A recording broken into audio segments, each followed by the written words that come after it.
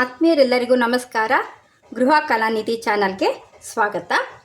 ಇವತ್ತು ಸೀಮೆ ಬದನೆಕಾಯಿ ಸಿಪ್ಪೆ ತಂಬುಳಿ ಮಾಡ್ತಾಯಿದ್ದೀನಿ. ಅದು ಮಸಾಲೆ ತಂಬುಳಿ. ಸೀಮೆ ಬದನೆಕಾಯಿ ಎಳೆದಿದ್ದರೆ ಮಾತ್ರ ತಗೊಳ್ಳಿ, ಇಲ್ಲ ಅಂದರೆ ಅದನ್ನು ಬಳಸಬೇಡಿ, ತುಂಬಾ ನಾರಿರುತ್ತೆ. ಎಳೆದು 2 ಸೀಮೆ ಬದನೆಕಾಯಿ ಸಿಪ್ಪೆ ತಗೊಂಡಿದ್ದೀನಿ ನಾನು. ಅದಕ್ಕೆ ಕಾಯಿ ತುರಿ, ಸ್ವಲ್ಪ ಹುರಿಗಡಲೆ, ಮೊಸರು ಅಥವಾ ಮಜ್ಜಿಗೆ, ಕಾಳುಮೆಣಸು, ಜೀರಿಗೆ, ಹಸಿ ಶುಂಠಿ, ಬೆಳ್ಳುಳ್ಳಿ, ಒಣಮೆಣಸಿನ್ಕಾಯಿ, ಕರಿಬೇವು, ಒಂದು ಸ್ವಲ್ಪ ತುಪ್ಪ, ಈರುಳ್ಳಿ, ಕೊತ್ತಂಬರಿ ಸೊಪ್ಪು ಮತ್ತು ಎಳ್ಳು.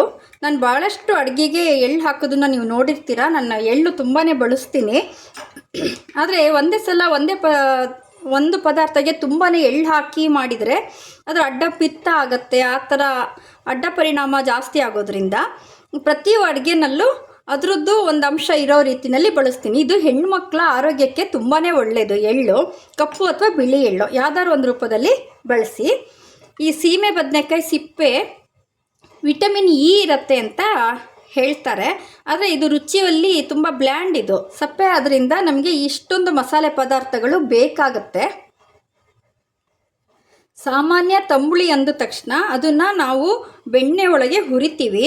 ಆದರೆ ಈ ಸೀಮೆ ಬದನೆಕಾಯಿ ಸಿಪ್ಪೆ ಹುರಿದ್ರೆ ಬೇಯೋದಿಲ್ಲ, ಸಣ್ಣ ಹೆಚ್ಚಿ ಹುರಿದ್ರೂ ಸಹ ಬೇಯೋದಿಲ್ಲ. ಹಾಗಾಗಿ ನಾವು ನೀರು ಹಾಕಿ ಒಂದು 2 ವಿಷಲ್ಲು ಕೂಗಿಸ್ಕೊಬೇಕಾಗತ್ತೆ.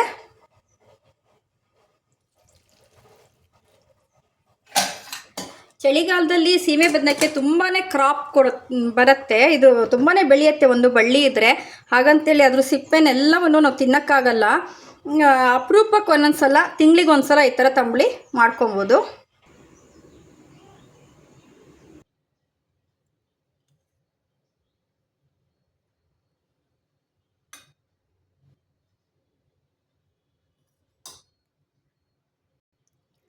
ತುಪ್ಪ ಹಾಕಿದ್ದೀನಿ. ಇವಾಗ ಜೀರಿಗೆ, ಸ್ವಲ್ಪ ಕಾಳುಮೆಣಸು, ಒಂದು 7-8 ಕಾಳು. ತಂಬುಳಿ ಅಂತಂದರೆ ಹಾಕಿರೋ ಮೇಯ್ನ್ ಪದಾರ್ಥನ ರುಬ್ಬಿರ್ತೀವಿ. ಸಾಸಿವೆಗಾದರೆ ಹಾಗೆ ಬಾಯಿಗೆ ಸಿಗುತ್ತೆ.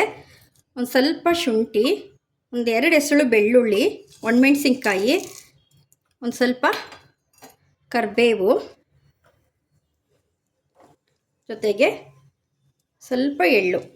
ಎಲ್ಲ ಪದಾರ್ಥಗಳನ್ನು ಹಾಕಬೇಕು. ಆದರೆ ನಾನಿದ್ದೀನಿ ಅಂಥೇಳಿ ತೋರಿಸೋ ರೀತಿ, ಪರಿಮಳ ಅದೇ ಡಾಮಿನೇಟ್ ಆಗಿರೋ ರೀತಿ ಹಾಕಬಾರ್ದು.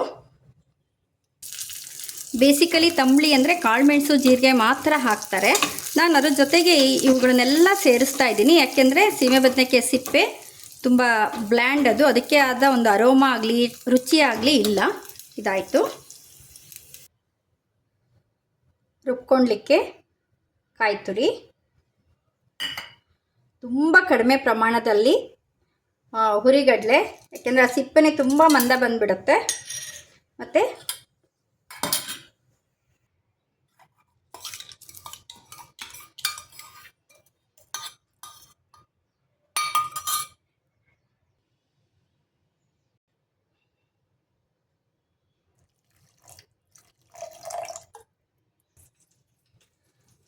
ಮೊದಲನೇ ಸ್ಟೆಪ್ಪು ಇಷ್ಟು ನುಣ್ಣಗೆ ರುಬ್ಕೊಂಡಾಗಿದೆ. ಇವಾಗ ನಾವು ಸಿಪ್ಪೆನ ಬೇಯಿಸಿರೋದು ಹಾಕಿ ರುಬ್ಕೋಬೇಕಾಗತ್ತೆ.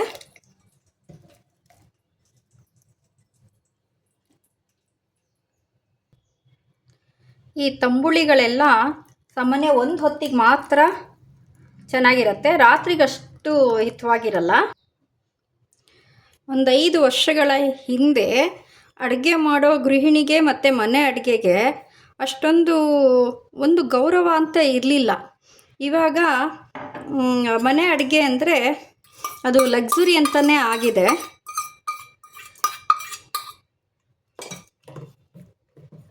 ಕೊನೆಯಲ್ಲಿ ಉಪ್ಪು, ಒಗ್ಗರಣೆ ಹಾಕಿದೆ.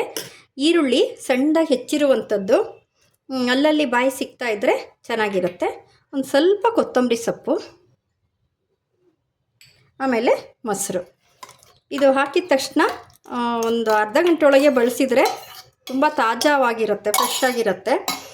ಇಲ್ಲಾಂದರೆ ಸ್ವಲ್ಪ ಹುಳಿ ಬಂದುಬಿಡುತ್ತೆ. ಸೊ ನೋಡಿದ್ರಲ್ಲ ಆತ್ಮೀಯರೇ, ಇದನ್ನು ನಾನು ಸ್ವಲ್ಪ ಮಾಡಿಫೈ ಮಾಡಿಬಿಟ್ಟು ಸೀಮೆ ಬದನೆಕಾಯಿ ಸಿಪ್ಪೆ ತಂಬುಳಿ ಮಾಡಿದ್ದೀನಿ. ಈ ವಿಡಿಯೋ ನಿಮ್ಗೆ ಇಷ್ಟ ಆಯಿತು ಅಂದರೆ ಒಂದು ಲೈಕ್ ಕೊಡಿ, ಶೇರ್ ಮಾಡಿ, ಸಬ್ಸ್ಕ್ರೈಬ್ ಮಾಡಿ. ಧನ್ಯವಾದಗಳು.